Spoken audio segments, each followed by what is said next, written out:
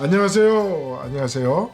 뉴욕에 있는 샘물교회를 담임하고 있는 현영감 목사입니다. 우리 샘물교회에서 운영하는 이 오른날개 TV를 벌써 저희들이 개국한 지가 벌써 한 3개월 정도가 됐네요. 그러면서 매주 저희가 몇 곡씩 올렸더니 벌써 그 동영상이 올라온 게 한 30여 개가 벌써 됩니다.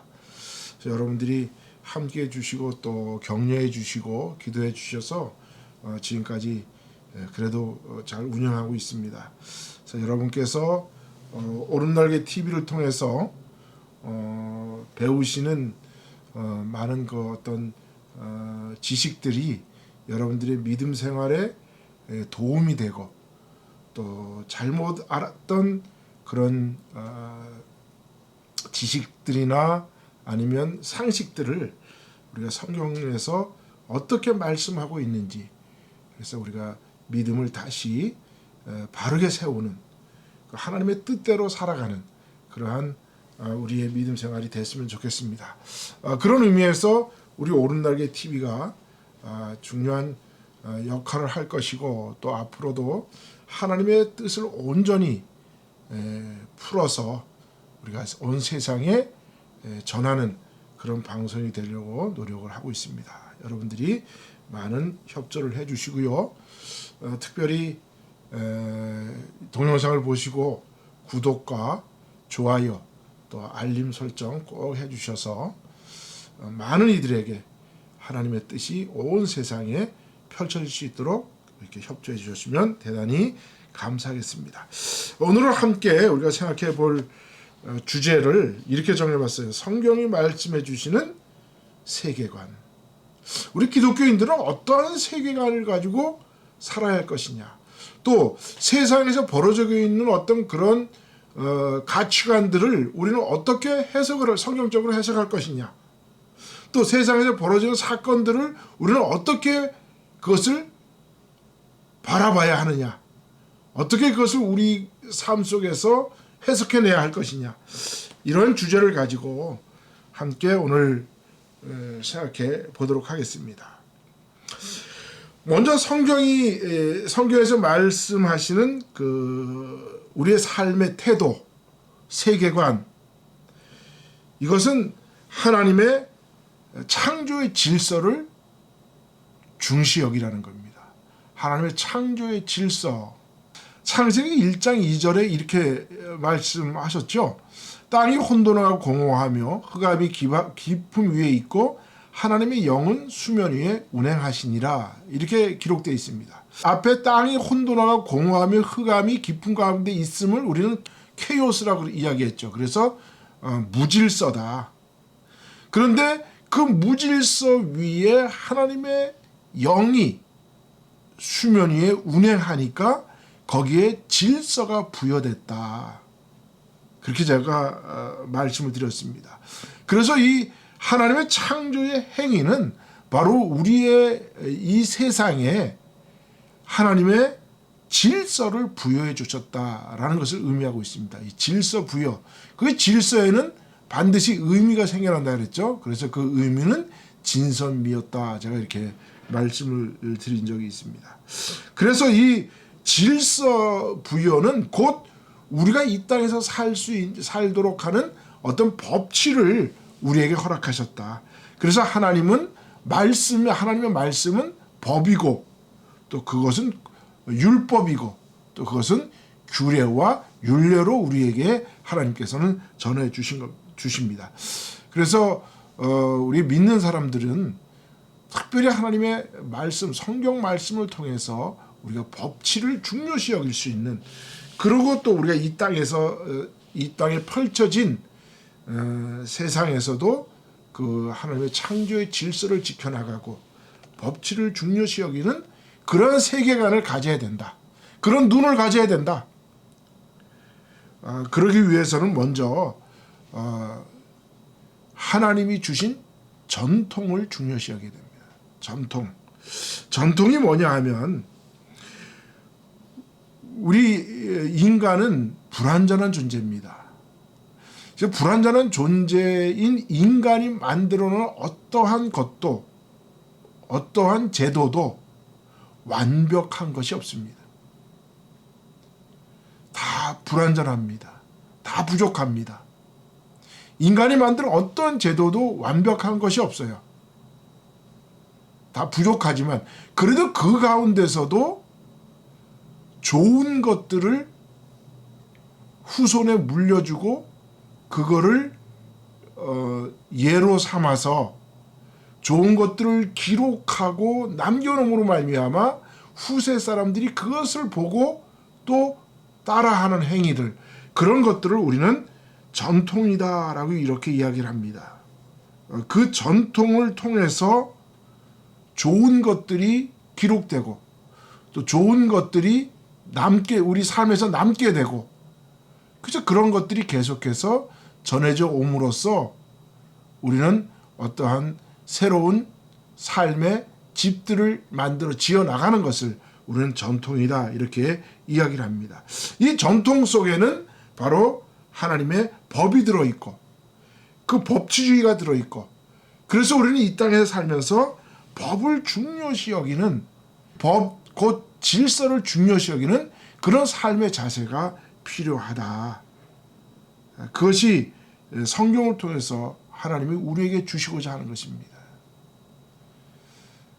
성경은 처음부터 끝까지 다 뭡니까? 하나님 말씀 곧 법으로 이루어졌죠.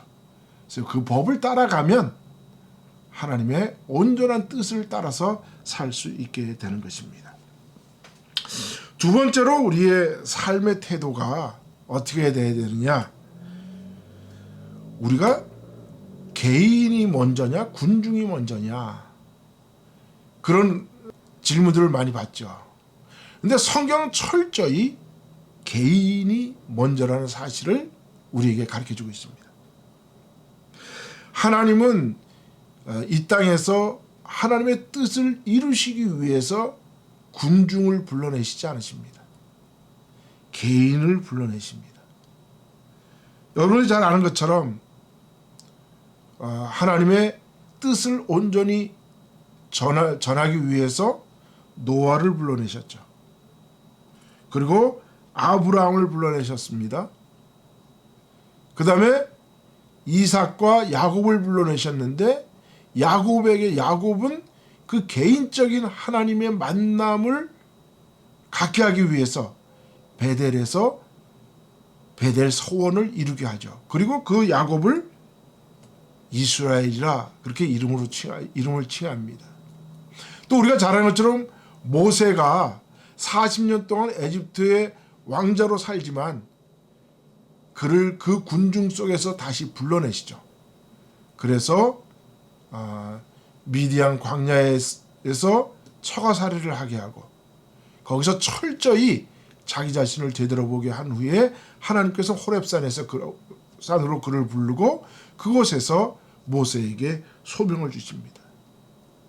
그래서 이스라엘 백성은 그 모세라는 개인을 통해서 모세라는 지도자가 세워지고 이스라엘을 이끌고 가나안 땅으로 그들을 출애굽시키는 것이죠. 그래서 우리 기독교인들의 삶의 태도는 군중이 아니라 개인의 삶이라는 것입니다.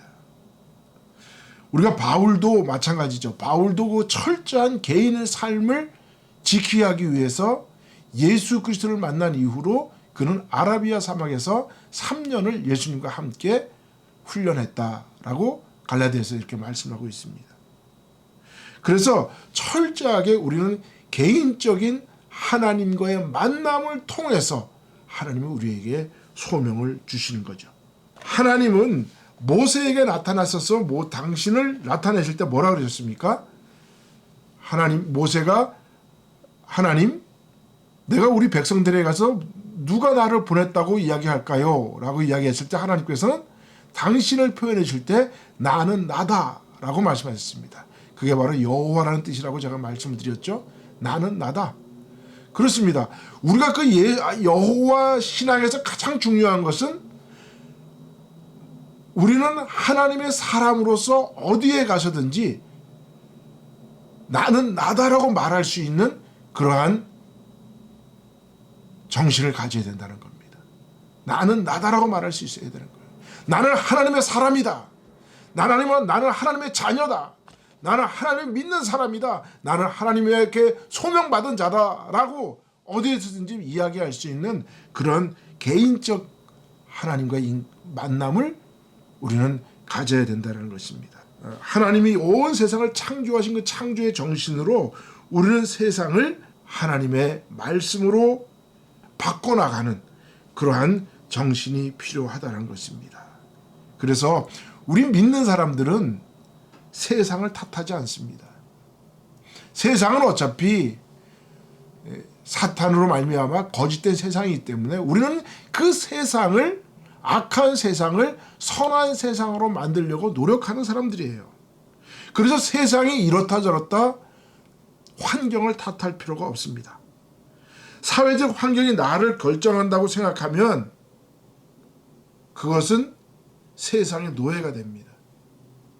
그러나 세상을 바꾸기 위해서, 환경을 바꾸기 위해서 하나님 말씀을 붙들고 나가면 그 사람은 곧 세상을 바꾸는, 환경을 이겨나가는 소명자가 되는 것이죠.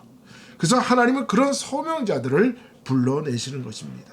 스스로 설 수 있는 독립된 그런 독립정신을 가지고 우리는 하나님 앞에 설 때 바로 그런 사람을 하나님은 자유인이다, 자유자다 라고 이렇게 말씀해 주신 것입니다. 우리는 세상을 향해서 나는 하나님의 사람이다 라고 외칠 수 있는 그러한 하나님의 소명자가 되어야 하는 것입니다. 그래서 이 세상의 모든 것은 세상 탓이 아니라 내 탓이요, 또 남의 탓을 하기보다는 자기로부터 모든 문제를 해결하려고 노력하는 사람인 것입니다. 우리가 잘 아는 것처럼 역사가인 아놀드 토인비가 그렇게 이야기를 했죠. 역사는 타살되는 것이 아니라 자살하는 것이다. 역사는 타살되는 것이 아니라 자살하는 것이다. 우리는 어떤 한 나라가 흥망성쇠가 다른 나라에 의해서 멸망받는다 이렇게 생각합니다. 그러나 그렇지 않죠. 역사가인 아놀드 토인비 그렇게 이야기하지 않고 그 안에 국민들이 잘못하고 그 안에 있는 나라가 잘못했기 때문에 망한 거지, 외부의 세계가 쳐들어왔기 때문에 망한 게 아닌 것이다. 왜 외부가 강한 나라가 쳐들어오면 왜 우리는 강하게 나라를, 국가를 만들지 못했느냐. 그러니까 자기가 자살하는 것이지. 그런데 우리가 사람들은 그렇게 생각하는 거야. 아이고, 우리 대한민국, 우리 조선이 망한 것이, 조선 500년 동안에 그 나라가 망한 것은 일본이 강해서 망했어, 이렇게 남을 탓한다는 거죠. 그것이 잘못된 생각이라는 겁니다. 그게 아니라 일본이 강해서 우리가 망한 것이 아니라 우리가 국력을 키우지 못했기 때문에 망했다라고 생각할 때 그때 비로소 우리의 삶에서 새로운 역사가 일어난다라는 겁니다.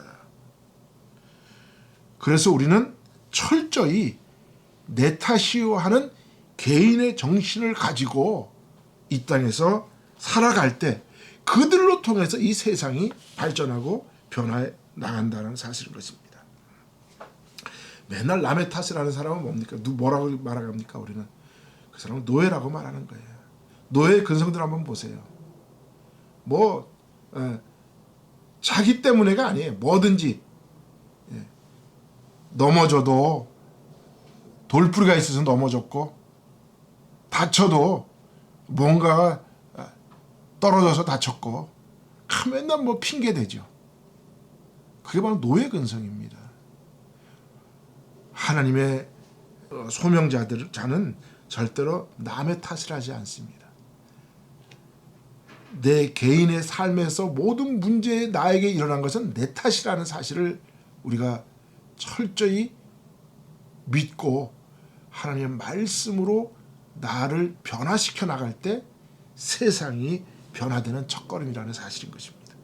자, 세 번째, 우리는 어떻게 국가를 바라봐야 하는가라는 국가관에 대해서 한번 생각해 볼까 합니다. 제가 지난번 동영상에서 말씀해 올렸는데 이스라엘이라는 국가는 하나님이 만드신 국가입니다.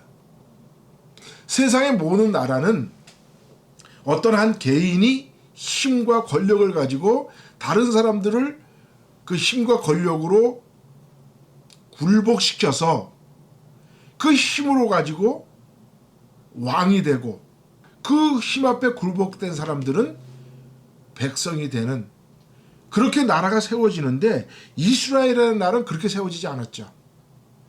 이스라엘이라는 나라는 하나님이 왜 세웠느냐? 이스라엘이라는 민족 공동체가 신앙 공동체가 되도록, 그래서 여호와 하나님의 신앙을 지켜낼 수 있도록, 다른 말로 표현하면 개인의 자유가 지켜낼 수 있는 유일한 방법이 국가를 만들어주는 거라 그랬죠. 그래서 하나님이 이스라엘이라는 국가를 만들어줬습니다. 그것은 개인의 자유를 지키기 위해서 이스라엘 국가가 세워졌다는 겁니다. 그것은 우리가 저번에도 말씀드렸지만 미국이라는 국가가 세워진 것도 똑같은 것이죠. 개인에게 주어진 천부 인권, 자유와 생명과 행복 추구권을 지키기 위해서 우리는 정부를 세운다라고 독립선언서에 나와 있는 것처럼 미국이라는 국가가 세워진 것은 개인의 자유를 지키기 위해서 국가를 세웠지 국가가 있었기 때문에 국민이 있는 게 아니라는 사실인 거죠. 국가 만능주의에 빠지게 되면 국민이 백성이 되어버리고 백성은 국가의 노예가 되고 맙니다. 그래서 국가가 있어서 개인이 존재하는 것이 아니라 개인이 있어서 국가가 만들어진다는 사실을 가져야 합니다. 국가는 국민의 개인에게 최소한의 간섭을 해야 돼요. 국가가 각 개인의 모든 문제를 다 해결하면 공산주의가 돼요. 그리고 왕권주의가 돼요. 개인은 국가의 노예가 되는 것이죠. 국가는 법치를 가지고 개인의 인권을 지켜주는 울타리 역할이에요. 거기까지지 국가가 나의 행복을 대신해주고 국가가 나의 생명을 대신해주고 국가가 나의 자유를 좌지우지하면 결국 개인은 국가의 노예가 되고 만다라는 사실인 겁니다. 그래서 우리가 국가를 바라볼 때 국가가 나에게 모든 걸 다 해줘야 된다 이렇게 생각하면요 스스로 국가의 노예가 되고 맙니다. 그래서 국가는 나에게 최소한의 간섭을 가지고 나를 법치로 지켜줄 것뿐이에요. 그리고 나의 생명과 자유와 행복 추구권은 철저히 나에게 속해 있는 겁니다. 나에 따라서 나의 행복이 좌우되는 것이고 내 행위에 따라서 내 자유가 지켜지는 것이고 내 생명이 지켜지고 내 가족이 지켜지는 거라는 사실인 거죠. 우리가 그런 국가관을 가지고 나아갈 때 국가는 작은 정부를 만들어야 돼요. 국가는 개인에게 최소한의 간섭을 해야 되기 때문에 국가가 계속해서 간섭해 나가면 국가가 개인의 생명과 자유까지도 간섭하게 되죠. 그런 나라는 곧 공산주의가 되고 만다라는 겁니다. 그래서 국가 이전에 개인이 있고 개인은 국가를 위해서 존재하는 것이 아니라 국가가 개인을 위해서 존재한다는 사실을 우리가